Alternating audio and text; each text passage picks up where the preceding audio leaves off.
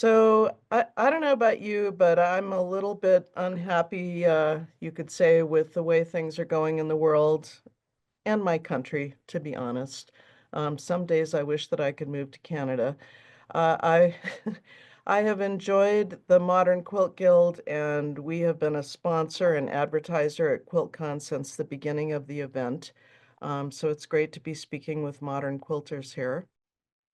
You know, we have a gift as artists, as quilters, whether you consider yourself a maker or a textile artist, it really doesn't matter because we have the opportunity to share our thoughts and our feelings with others. And especially when we feel powerless in the world and we want to share those feelings or opinions or inspire other people, um, we have an incredible opportunity through our artwork, through our textile medium. I've come up to Canada several times just because it's such a wild and beautiful place, and I feel like you are all so lucky to have access to those lands.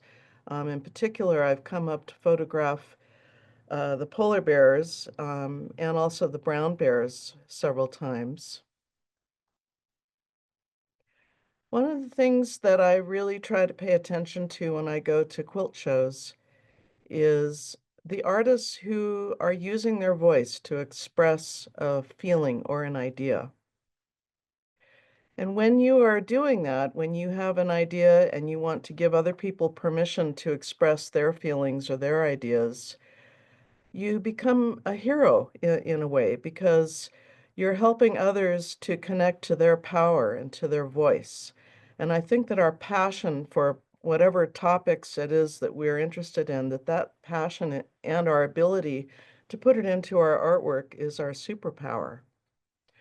This is a piece made by Varushka a few years ago. It was at QuiltCon, I think 2 years ago, of Joan of Arc. It's all paper pieced. If you're not familiar with Varushka's work, this is a good place to start. Well, historically, there is a long tradition of making quilts for veterans. And here in the US, we have this organization called Quilts of Valor. And I know I've been told that you have a similar organization in Canada. So here are just some images from our Quilts of Valor. But you know, what really interests me is what's on the fringe.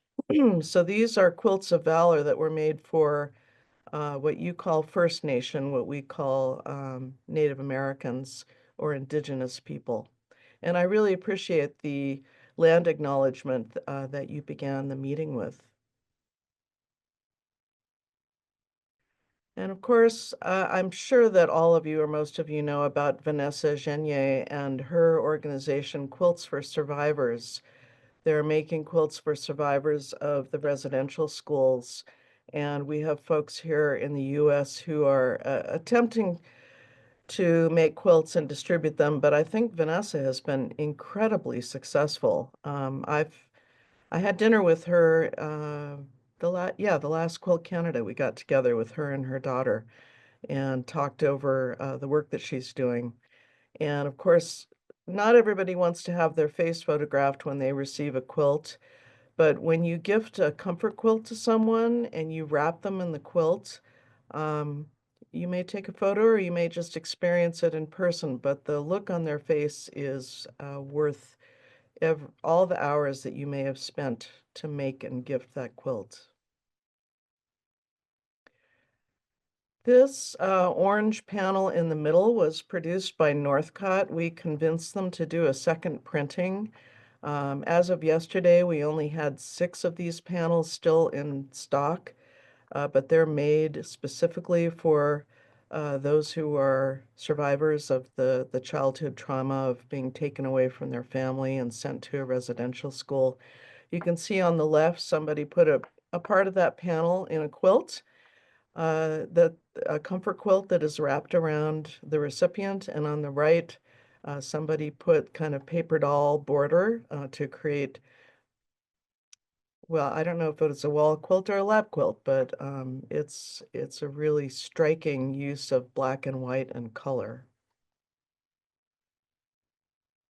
So making and donating comfort quilts, it can be a really big part of art and activism. As was mentioned, we have been involved with collecting, shipping, distributing over 20,000 comfort quilts over the last 25 years. Here's just one photo. Whenever we get a batch of them, we always take a photo of them with our staff out in the warehouse. And so the last batch of quilts that we sent out was to North Carolina for those who were affected by the flooding from the hurricane. And here are just a couple photos that they sent to us.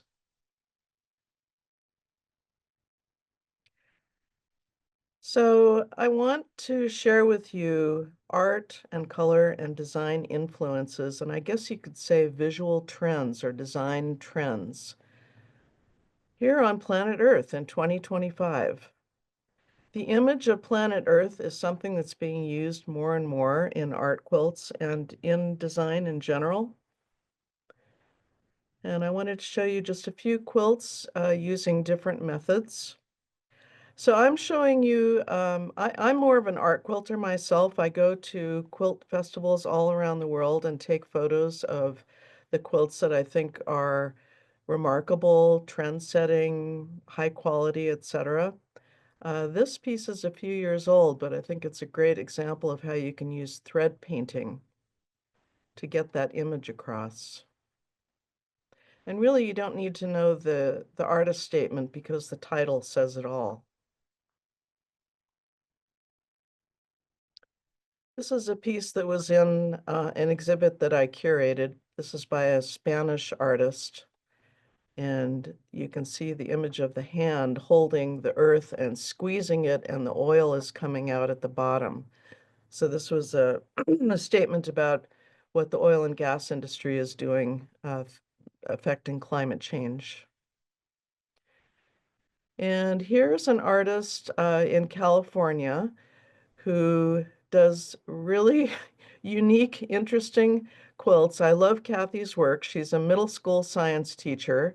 But again, here's an example of using the image or the symbol of the earth.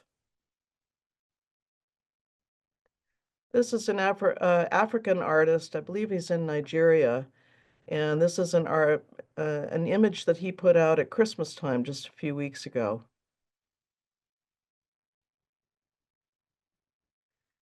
And this is by Dale Stewart. This was an award-winning quilt in Houston this year. And I have a couple quilts by her using this image of the earth. Here's another one. So I would say one of the biggest trends in quilt making is making a statement about what's happening on our planet, but also about human rights. Now, your inspirations, if you're interested in this, I'm sure you've heard about the climate quilts that were very popular among the modern quilters and the temperature quilts. And this can be kind of a reference guide, these images of climate change. So if you are interested in making a quilt along those lines and you're kind of stuck in terms of colors or patterns or so on, just start looking for these climate change or temperature, sea temperature, air temperature maps. There are also maps of fires. This is not including the fire that's going on in California right now, but you can see this is one that I captured, I think, last summer, and you can see not only the fire hot spots, but also the drift of smoke.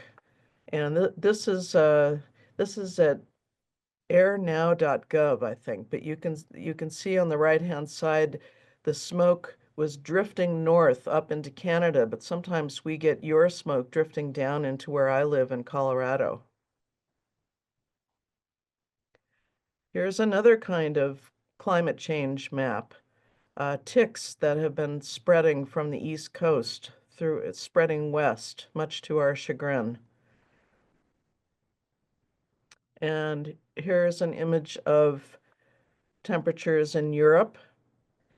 And on the right is an image that somebody made inspired by climate change.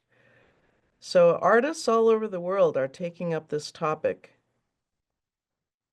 Here's another one. And of course, with AI now, there are a lot of options in terms of putting in words, coming up with an image, and perhaps let that inspiring your work.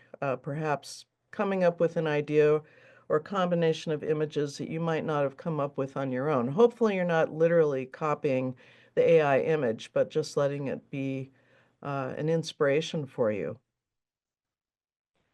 And again, more of these types of images that we see during hurricane season. So you get the drift. Um,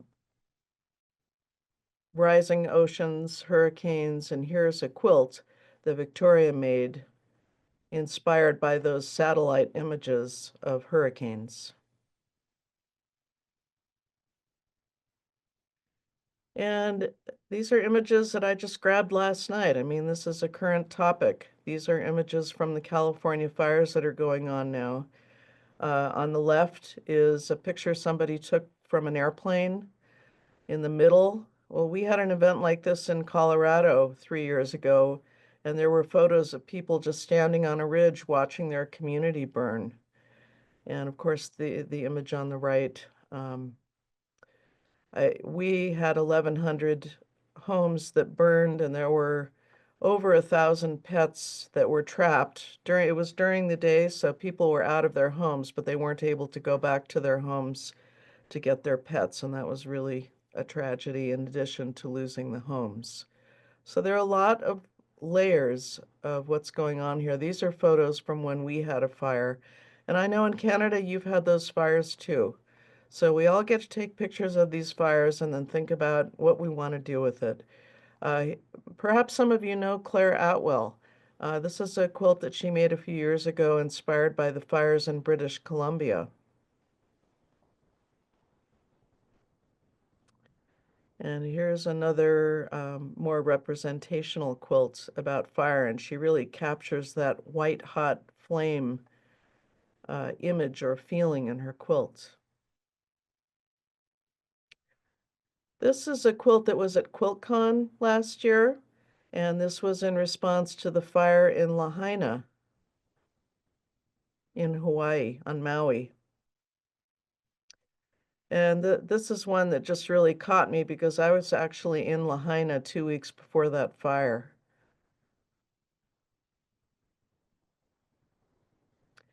And this is a photo that I took of smoke from a fire in our mountains. And here is a quilt that was at Visions in response to not only the drought, but the policies around climate change. And if you're not familiar with Quilt National, that's probably the most prestigious, certainly one of the most prestigious art exhibits, one of the most competitive for sure. It's at a gallery called the Dairy Barn in Athens, Ohio, and it happens on our Memorial Day every 2 years.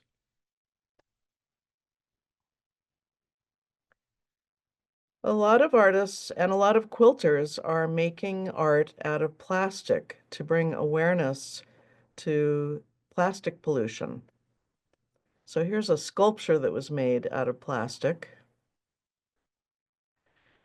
And here is a student group that made a quilt out of plastic waste.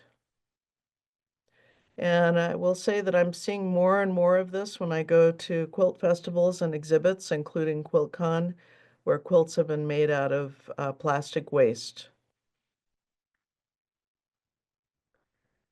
And if you want to look at topics, of course, this ongoing war in Ukraine is an ongoing topic.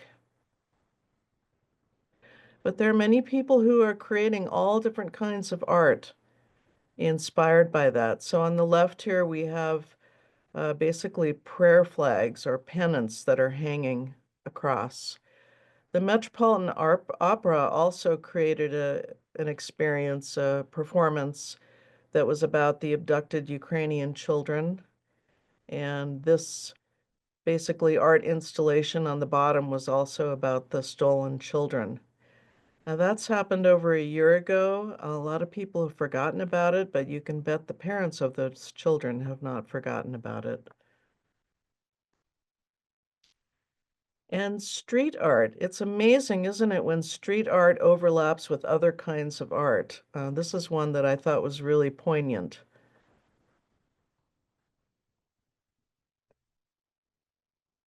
This is a quilt that we saw in Houston. It's a portrait of Zelensky, and it's a quite a large sort of mural-sized quilt, and it's supposed to be showing how he's aged from the stress of the war. And this piece was also made to focus on Ukrainian folk motifs. But first I'm showing you the close-up because I want you to see all those tiny little pine cone prairie points that are made into a mandala shape. And then look around the outside of the mandala, the words and phrases that have been stitched in. Now they're in Ukrainian, so probably most of us can't read that. I'm not going to try to show you that, but this is the whole quilt. And this won a juror's award. Lisa Ellis was one of the judges, and she gave it an award. She found it very moving to read the artist statement. And so each one of these medallions here has all of those tiny little uh, pine cone type prairie points. Really an amazing. I hope you can get the feeling of what an amazing, intricate piece this is. Claudia Feil, who lives in Germany, has been collecting blue and yellow quilt blocks and then finding volunteers to sew them into comfort quilts to give to Ukrainian refugees. But this was a whole other project in itself. The Ukrainian Quilt Guild, the diaspora at this point, they came to Germany and they displayed this huge, huge group quilt that they had made that was based on a legendary Ukrainian folk figure. And again, I really urge you to look this up because if you look for it on the internet or on Facebook, you'll pull it up. And this is the group of quilters, and on the left is Claudia Feil. That's Pfeil. She's a very well-known quilt teacher and quilt artist. But this huge tapestry group project just blew my mind. So if you really want to make a statement, you get together with your friends and you make a big piece like this. And of course, we have the ongoing situation in Gaza and Israel. And this is a piece made by Betty Busby in response to these wars. And, it's a very poignant piece. You don't really need words to understand what this means, the doves of peace getting tangled up in the barbed wire. This was in the Sakwa Forced to Flee exhibit, which, well, I think it's still traveling, but it traveled for quite a while and it was in the Birmingham, UK show. And Forced to Flee was about refugees.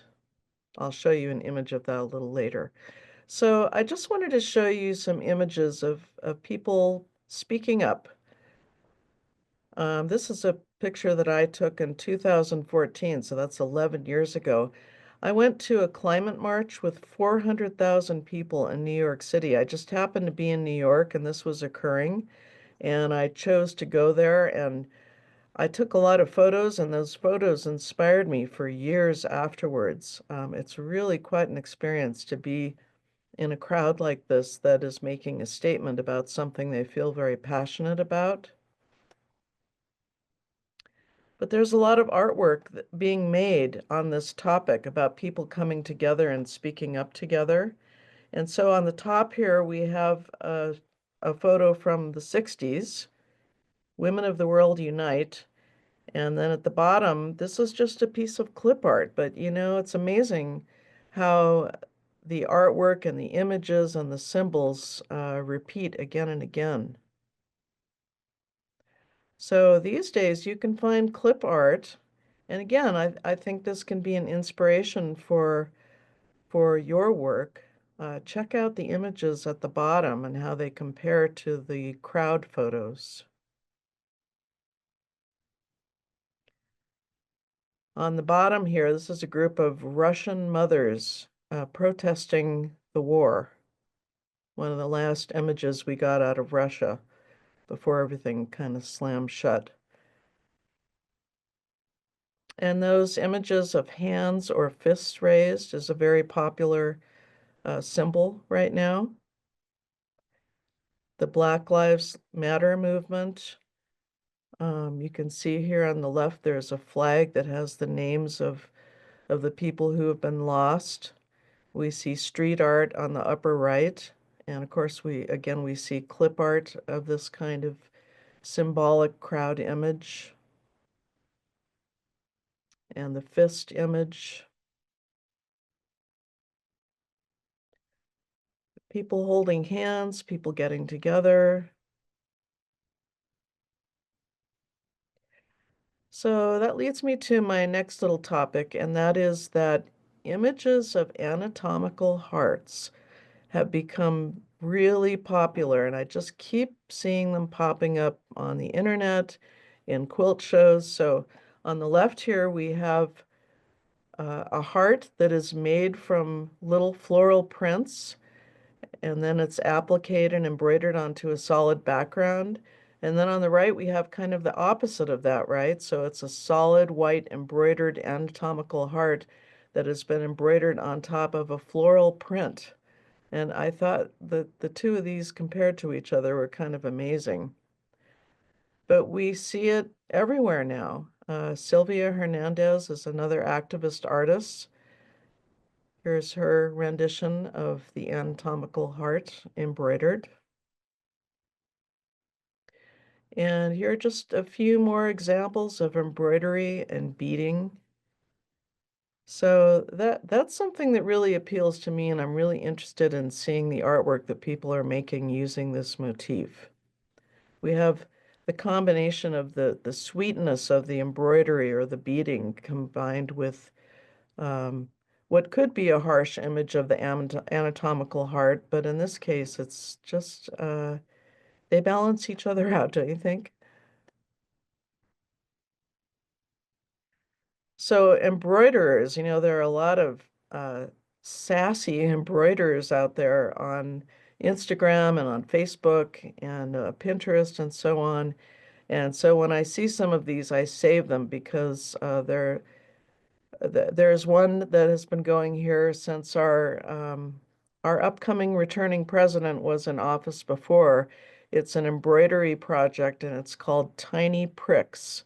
And I encourage you to look that up because it's kind of a hoot. But here are just some other examples of people embroidering how they feel about what's going on in the world. And of course, this explosion of street art that occurred during the pandemic and has continued, sometimes it includes quilts. So we have, our famous Swedish young activist, and on the right-hand side, she's basically been turned into a quilt.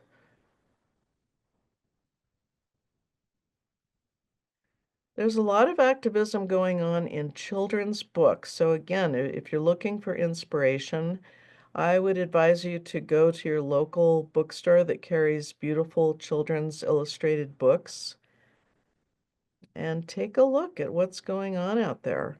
All different topics are being covered.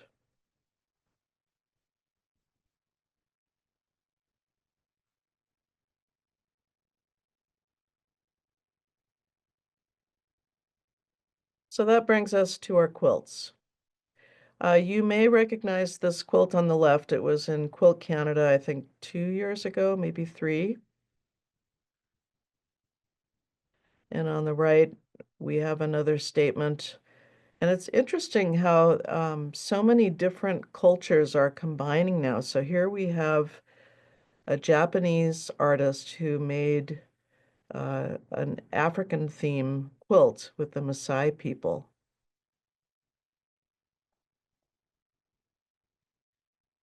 There was an exhibit in Houston this year called Save the Planet, and I wanted to show you a few of the quilts that were in that exhibit. This one is about whales, about the possible, about endangered whales. And of course, the title really says it all. You don't need to read the statement.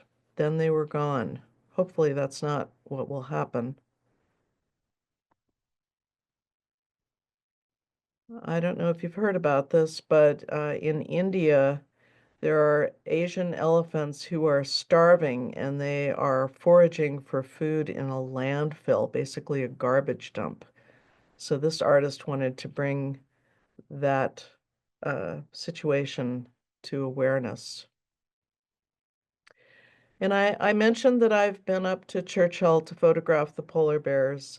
There's a whole mural program that took place in Churchill, and this is just one of the murals.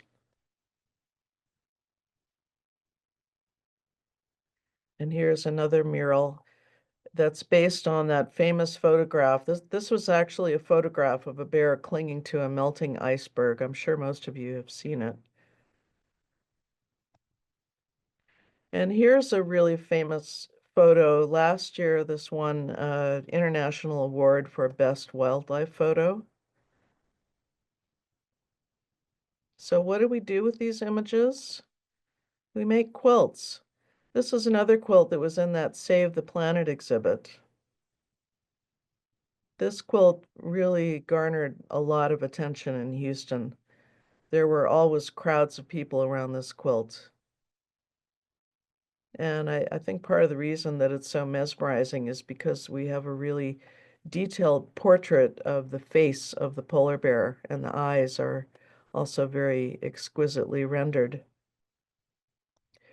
But, we can simplify and abstract an animal or an idea, as Vicky has done. I just saw on Facebook that this quilt has been acquired.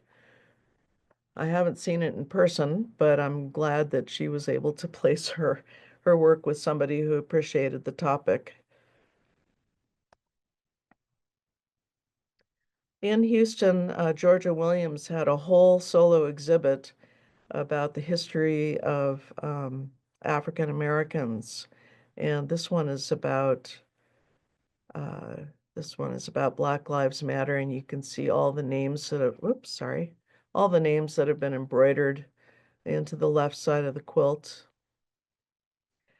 And I'm sure you're aware that words and text and script are a very big uh, ongoing trend in quilt making. And especially, I would say it broke open 10 years ago with the very first QuiltCon. This is a quilt made by Carolyn Maslumi, Dr. Carolyn Maslumi, who's one of the most well-known African American, not only quilt artists, but also curators and collectors. And it's on the topic of Elijah McClain, who was a teenage kid who was killed by the police in Aurora here in Colorado. This was at QuiltCon last year. This is bringing attention to the fact that maternal mortality is 3 times higher for Black women compared to white women. And if you look close on the left-hand side, you can see the words that have been stitched into her headband. And notice the echo quilting around the figure also. So I'll just point out again that if you're looking at this on a tiny device, I do urge you to go back and watch the recording on a larger device so you can see all of these details that I'm pointing out to you. O.V. Brantley is one of the organizers of the Atlanta Quilt Guild and the Atlanta Quilt Festival. And here's one of her activist quilts. Speaks for itself, I think. And another one that speaks for itself.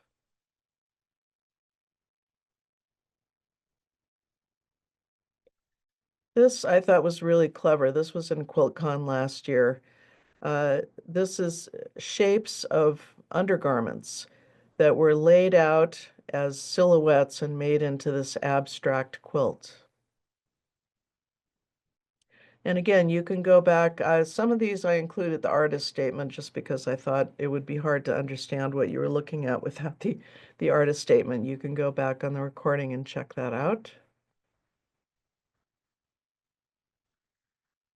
This is an artist who I just discovered her. I ran across this last week and posted on Facebook, said, "Hey, Hive Mind, can you tell me who the artist is for this quilt?" And I got the answer, Lynn. Now here's a very different kind of activist quilt. This is a memorial quilt. The maker is a man, Sidney Brody, I believe. Um, I think so. Anyway, it displays the names of every single person who's been killed in a homicide in the town where the maker lives. And it ended up being a very long quilt, and now it's on public display. And I'm sure you know that here in the US, we have a problem with guns. Um, the majority of Americans want something done about it, and we just can't seem to get the job done. So that's an ongoing story, unfortunately for us.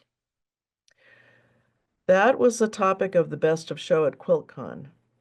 And some of you may have seen this or read about it, but it was actually made by a teacher.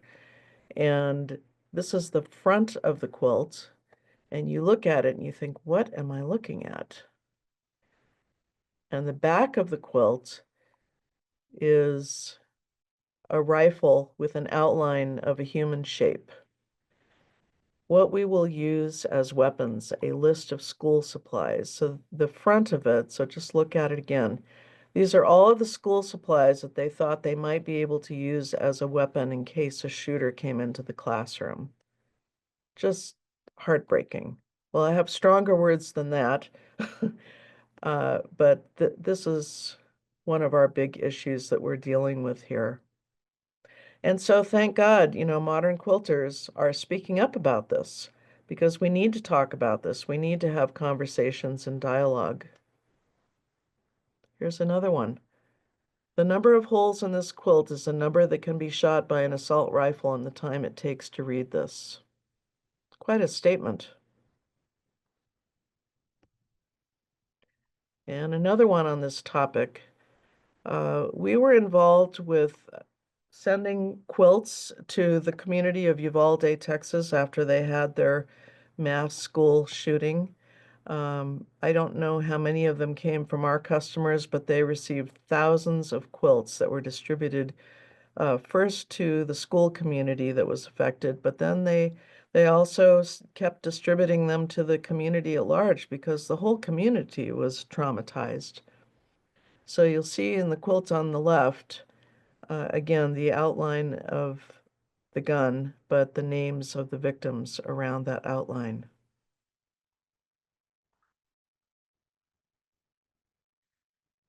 This was in Houston last year.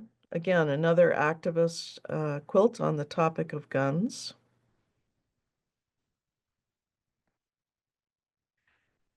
And this is a different approach on our topic. Here in the US, we are really polarized between the red and the blue, the left and the right. This artist, who's a Latina artist who lives in the DC area, uh, she created this quilt that has purple and pink in the middle to represent, it's the place in the middle where things get done, where things are healed and resolved and uh, where we move forward.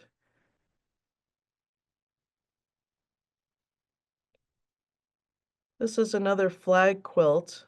This was a flag from the Birmingham, UK show, and this was a Middle Eastern Muslim young lady, I believe Muslim or Hindu, and she was tired of being called exotic. She said, "I'm a British citizen. I'm not an exotic, woman."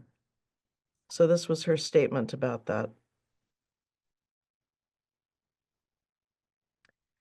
And this was again at Houston this last year, kind of in the tradition of modern quilt text and word and statement quilts.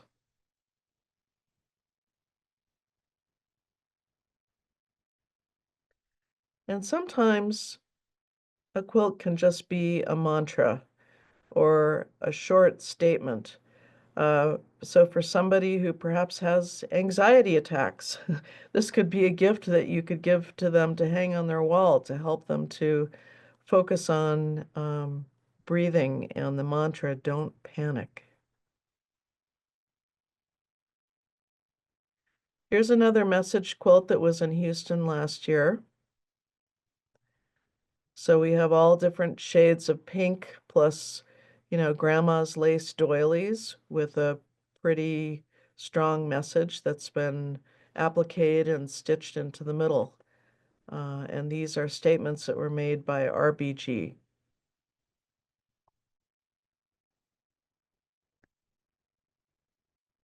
Maggie is one of your Canadian artists. She's known for her chair quilts, and I included her artist statement here. You can see each of the chairs has a word stitched into it.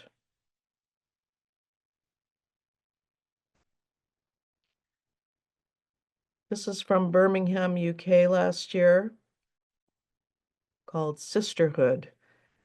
Patchwork with words about sisterhood that have been stitched or printed onto each little patch, each little fragment.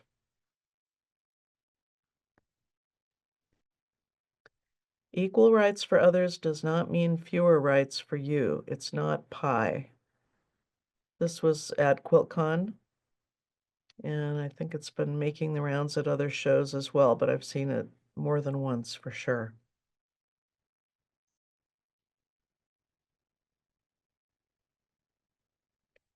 This is a Hungarian artist who lives in the UK, and this was in the Save the Planet exhibit in Houston. It was also in Birmingham as well.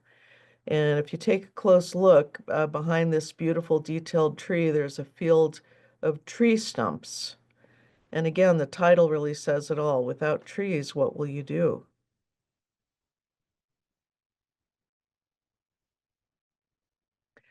Now, honeybees and pollinators has been a really big topic among activist artists, so I wanted to show you several pieces on this theme. So this, of course, is street art. But here we have a piece called No Plan B. And I do want to point out that there was a beautiful, huge honeybee quilt at Quilt Canada this last summer. I'm assuming that you guys saw an image of that. I didn't include Canadian quilts really from Quilt Canada because I figured you guys probably are exposed to that. But now take a look at this. We've got a close-up here. Look at what she's got on the inside of the sunflower. All tiny little hexagons. And then she had a three-dimensional bee that she created to go on top of that. So again, just take a look at the whole thing. And here's the close-up. Pretty amazing. And then I know when I look at this, I'm just kind of blown away and dazzled. Notice the big stitch, the big hand stitch on top of that. So this is another trend, a mixed media. So she has, probably English paper piecing. She's got this giant sunflower. Clearly there's machine quilting in the petals, but we also have hand stitching, the big stitching in the white kind of sashiko or kantha type stitching.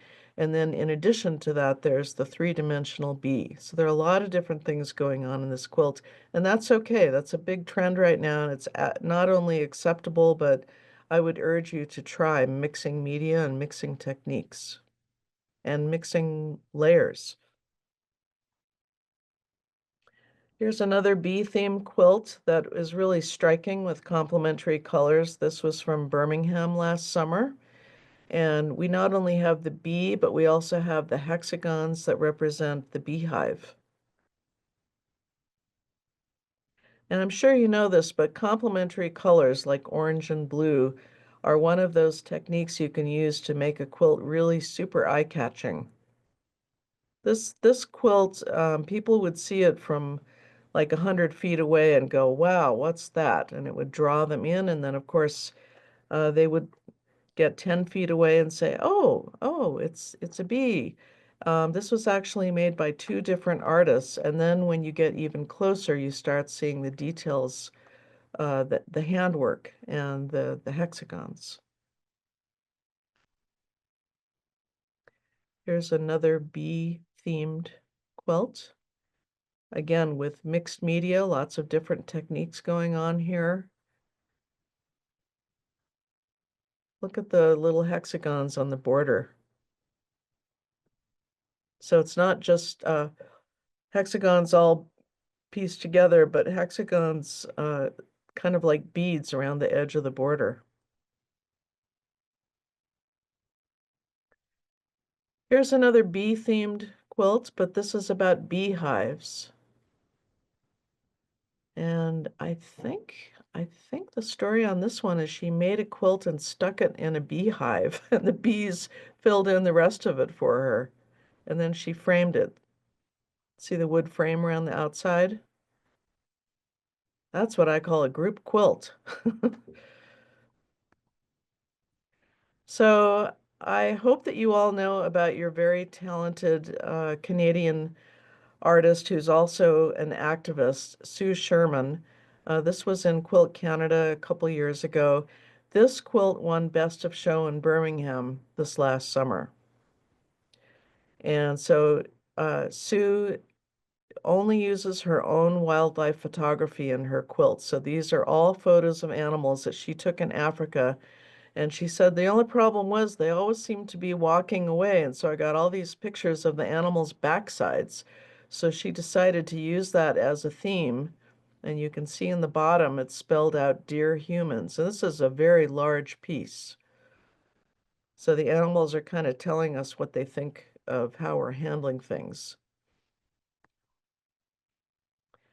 And Sue also won Best of Show in Canada with this piece, The Animals of the Anthropocene. The thing about this quilt that's so amazing is when you get in close, you see these very realistic animals that are in this sort of human-like structure. It represents that the animals are having to survive in a human world. But look at the background. Look at the stitching in the background. She machine stitched in the names of all these different endangered or extinct species. Pretty amazing. She works on the same machine that I work on, which is a Bernina Q20. Here's another activist artist whose name you may recognize. Hollis Chatelain has won several Best of Show and big awards in Houston. And this is a really beautiful environmental piece that she created. But she also creates pieces about human rights. And she did live in Africa for several years, so often she has topics relating to African women, topics like water and drought, women's rights, etc. So again, if any of these speak to you, and especially if you're not familiar with the artist, I really encourage you to take notes and look up the work of these artists to see more of the messages that they're putting in their work. So this is obviously a three-dimensional piece. It's basically a fabric sculpture. And it's a great example of how when somebody is afraid to speak up in public, their work can really speak for them. And I wanted to include another three-dimensional work that I thought is so unusual. Susan Else created this ship out of plastic ribs from a plastic skeleton. So you can come back and read her artist statement. This is from an exhibit called New Legacies, about an hour north of where I live here in Colorado in Fort Collins. It's an annual show. They have some really fabulous pieces here. But can you see what she did? She wrapped a skeleton, plastic ribs from a plastic skeleton. I guess she got it half price after Halloween, and she created this sculpture from it. Very creative, huh? And this is another piece from QuiltCon last year. This is made by a classroom of students. And it was how you started your meeting this evening. It's about honoring the stolen lands that have not been ceded. So if you look at this, you can see this is a North American. Sorry, it doesn't have all of Canada because these kids are going to school in the US, but take a look at what they did. This land is not our land. And if you look up close, you can see that they stitched on the tribes who occupied several of these lands. So this is a great classroom project to help the kids to understand these kind of topics, right? Little history and geography rolled into one art project. This is an example of when art imitates life. So in South Dakota, there is this huge sculpture of a Native woman holding a star quilt. And then Verushka, this is the same artist who did the Joan of Arc quilt. She made a quilt from the image of the sculpture. Isn't that amazing? The sculpture, by the way, that blue star quilt, all of the little pieces of the quilt, they move and rustle in the wind. So when you're standing there and the wind blows, the quilt becomes kind of fluttering in the wind. I wanted to make you aware of a project that occurs every 2 years called Sacred Threads. And there was a preview of the show in Houston this year. It used to be in the Washington, D.C. area. Now it's going to be this summer opening up in Indiana and then traveling all over the country. And I just wanted to show you some of the pieces from the previous Sacred Threads exhibit. And again, that's something you can look up on their website if that intrigues you. Here's one of those quilts using that icon that I showed you earlier with the fist. This is a statement about endangered species disappearing. And again, what an evocative image, right? It's all in black and white. It's very simple, but on the left side, the image is disintegrating and disappearing. And this was made by an artist who lives in the Pacific Northwest area, but of course, this is a topic that's very familiar to those of you who live on the west coast of Canada.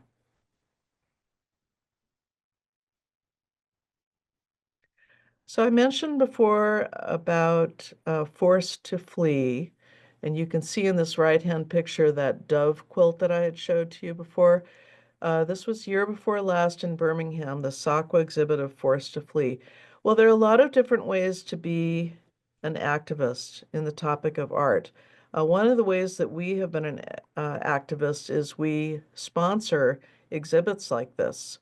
So in Houston and in Birmingham, often when there's an exhibit on one of these kind of topics, they will come to us at Equilter and say, would you sponsor this exhibit? So you can see our rainbow logo on the left of both of these photos. And there are over 120 million refugees in the world today. It's really hard to comprehend, isn't it? But this is something that's been going on for ages. And so this was made about refugees during World War II.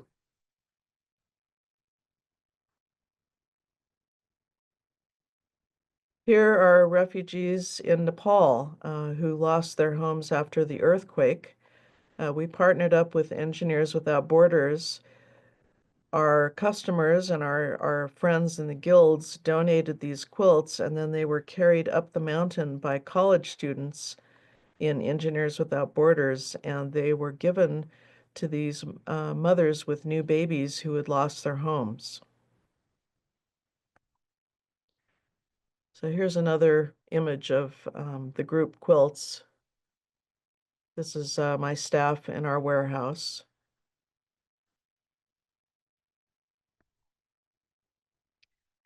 And another way of being an activist with art is being a curator. This is just a quick example of something that I have done where I gathered together a group of artists who had very strong feelings, felt very passionate about the topic of climate change and endangered species and so on. So we had an exhibit that started out at the International Quilt Museum in Nebraska, and it traveled to the Birmingham, UK show and then to the New England Quilt exhibit. So if you're interested in being a curator and you have friends who are interested in creating something like this, I will say, for instance, there was another one called Threads of Resistance several years ago here in the US. I'll let you guess what it was about. But here are some of the quilts that were in this exhibit for the love of Gaia. The one on the left is by Susan Brubaker Knapp. If you've seen Quilting Arts TV, she's the host of the Quilting Arts TV show on PBS. Whoops. And the piece on the right is by Carol Breyer Fallert, and this is about the J-pod, the pod of orcas or killer whales that live in the Puget Sound just beyond Seattle. So you can see she's gathered together all these iconic symbols into one quilt to help to tell the story of what's going on with this pod of orcas that is endangered now. And you can also be an activist collector. You can buy quilts that are about a particular topic. And so this is also made by Susan Brubaker Knapp. This was in the Sacred Threads exhibit that I mentioned earlier. So I hope you're starting to catch all these threads that I'm tying together. And this is a piece that I purchased. When I saw it, when it first opened up in Sacred Threads, it just really struck me. And of course, we've had some mass shootings here in Colorado as well, including in my hometown of Boulder. We had a mass shooting, 10 people died in our grocery store at King Soopers. So I felt like this was a piece that I wanted to have in my collection, but I also wanted to support the artist.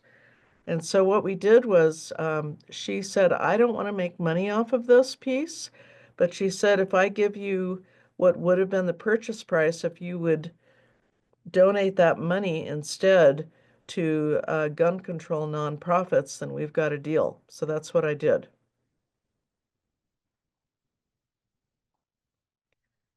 This is another piece that I bought as an activist collector. This is about the Pulse nightclub mass shooting that occurred in Florida in 2016. And this is on the wall in my office. In fact, I'm looking at it right now.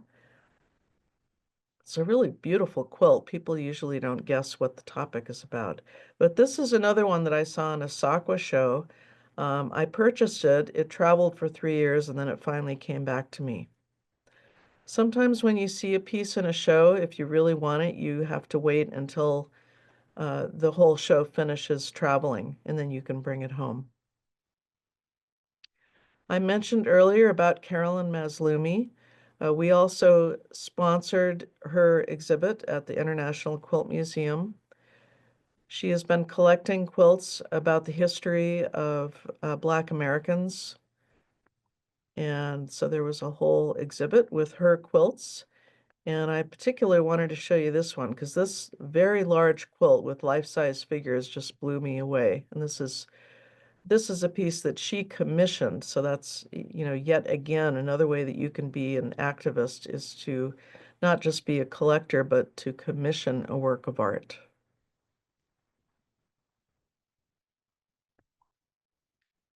Here's another piece that was in that exhibit.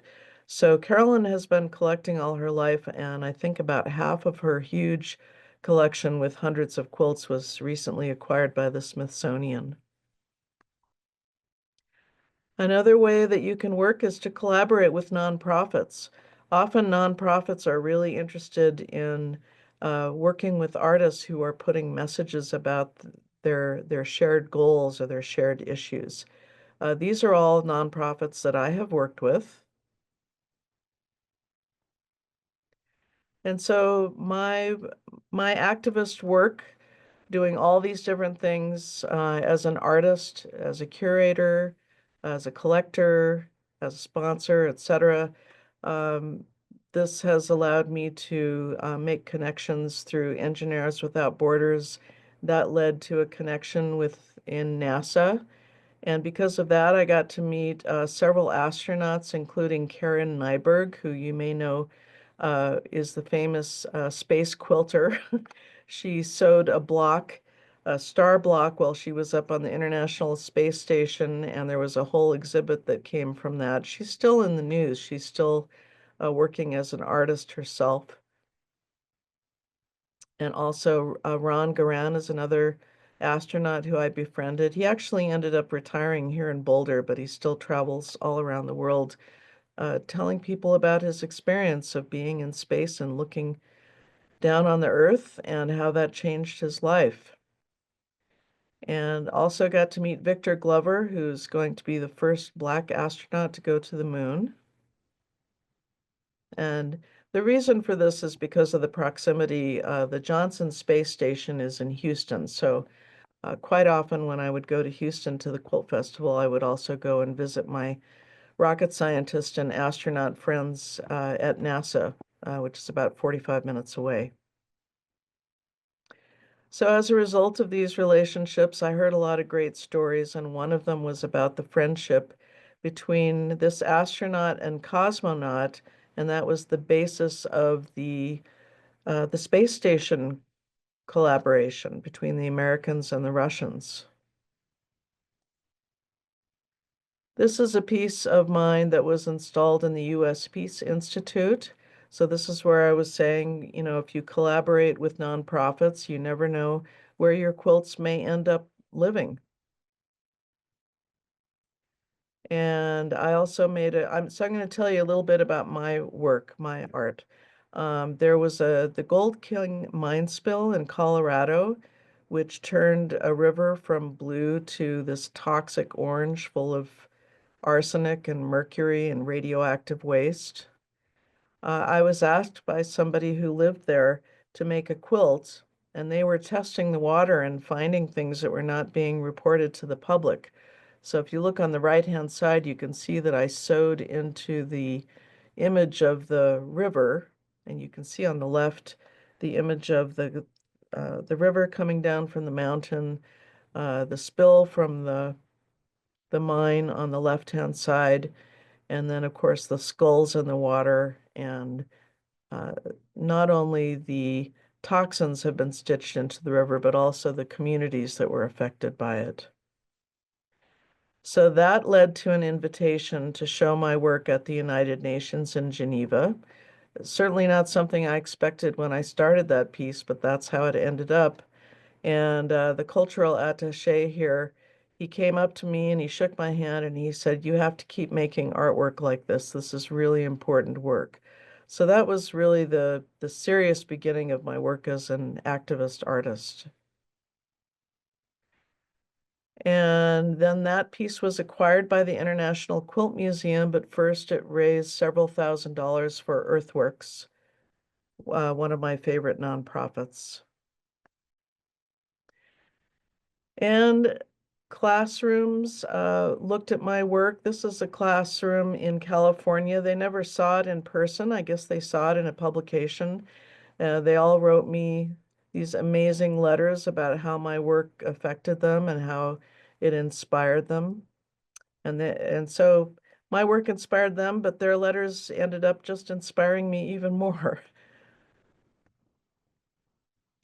My very first trip to Churchill, I took this photograph of a bear who kind of popped up out of the willows.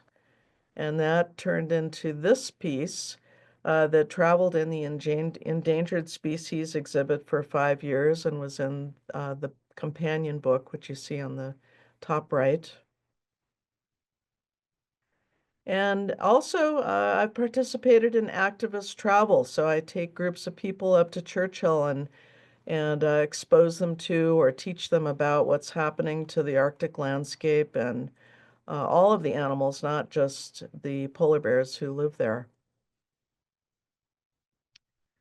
This is a piece that I made. It was a statement. It was for an exhibit about Washington, D.C., and it was not supposed to be political. And so nobody wanted to do the White House at the time. And so I said, I'll do it. And so the name of this is Sunrise, Sunset, Front Door, Back Door. And this is about how all administrations come and go, but what the White House represents remains. And because of my work, I was invited to meet Jimmy Carter, and you may know that his funeral was today in Washington, D.C. And I also met his wife, Rosalind, and was invited to make a portrait of her, which was in the Her Story exhibit. It was part of the cover of the companion book, and it now hangs in the Carter Center in Atlanta. And this is, we're getting to the end of our hour. I think I maybe have 5 more minutes, but this is a piece that I made called Women's Rights Are Human Rights. I was invited to participate in this exhibit at the Clinton Presidential Library. Um, a detail of my quilt was on the cover of the book. You can see me holding that book on the left side there in the gift shop of the Clinton Center. So my quilt, which depicts Hillary Clinton giving this speech where she said, "Women's rights are human rights." And can you imagine in 1995, this was an epiphany to some people that women's rights are human rights. And she was wearing that iconic pink suit when she gave that lecture. And in the exhibit at the Clinton Center, this is so cool. The the suit that she actually wore when she gave that lecture was in a glass case to the left of my quilt. And I got to meet Hillary Clinton and her daughter Chelsea Clinton and attend a women's conference on leadership, and that was really quite exciting. And again, it all stems from making activist quilts.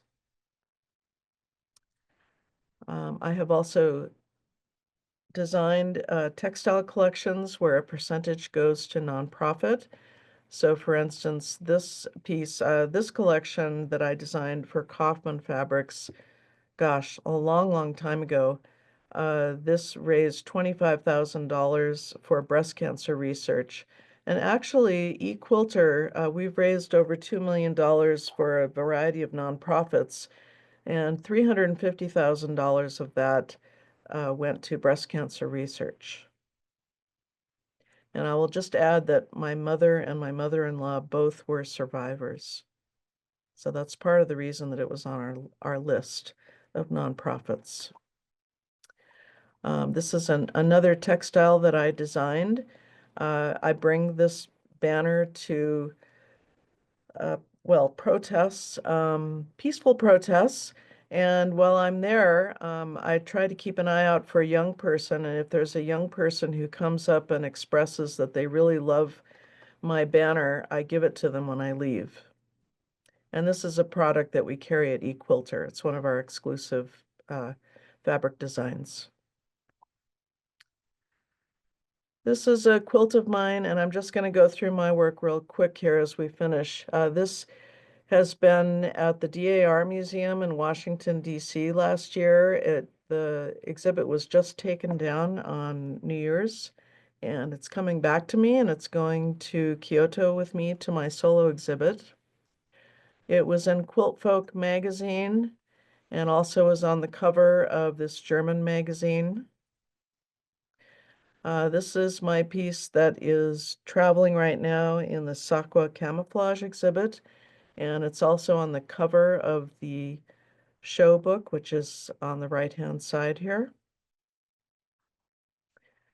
And this is my piece that is currently traveling in sacred threads. It's called The Children of War. And you can see that it goes from really monotone, depressing, disastrous images on the left side to a little bit more color, a little more hope in the middle, where there's kind of a Madonna-like older sister and baby. And then on the very right side is a little girl, little Ukrainian girl in blue and yellow reaching up for the dove of peace. So I try to put symbols and images of not only the issue of concern, but also images of hope as well, because we don't want to make a piece that leaves people feeling completely depressed. This is a new piece that I'm just giving you a quick sneak peek. I'm hoping that it will be in Houston next year if you go. This is about invisible borders, when wolves run over invisible borders from one state to another, or perhaps leaving Yellowstone National Park. They're likely to be shot and killed. And I leave you with this image. This is actually what's up on my design wall. This is a piece that I'm making right now to take with me to the Kyoto Quilt Festival, March 1st. That's Mount Fuji. It's a tribute to Ichiku Kuboto, and perhaps some of you have gone to his museum, which is up on a mountain overlooking a valley, a lake that reflects the image of Mount Fuji. I discovered recently that one of my ancestors is Levi Coffin, who was the president of the Underground Railroad during the Civil War. So I know that I've got some ancestors who did good work as well. And when I went to Carolyn Maslumi's exhibit at the International Quilt Museum, I found that there was a quilt about my ancestor, which was super cool. So what I want to close with is that you and your voice are really critical right now for whatever it is that you're passionate about or whatever it is that you're frustrated about. We all have a voice. We all have permission to speak up, and you don't have to be just an activist artist. Here's a whole list of ways that you can be an activist and speak up. These are ways that my company has participated in corporate activism. I think it's really important that, all of us, if there are things that we don't like about the world, then we need to stand up and do something about it. That's really the only way that anything is ever going to change. I'd like to invite you to subscribe to the eQuilter newsletter. We have 120,000 subscribers, so I guess there must be something of interest there. You can find my photos on Flickr.com. You can visit my website. LuanaRubin.com is my artist website. And if you subscribe to the eQuilter newsletters, there will be links to all of these pages. Thank you so much for your presentation. It was so inspiring and so meaningful. And you mentioned Quilts of Valor, and one of our members is the Western Canada, who's on right now, Western Canada rep for Quilts of Valor. And we have done things with community quilts or charity quilts and quilts for Syrian refugees. Mm, So, quilters have that kind of heart that they want to comfort and connect, and I think the next step is activism that you really have spoken so well about. Thank you. great. Thank you for making that connection.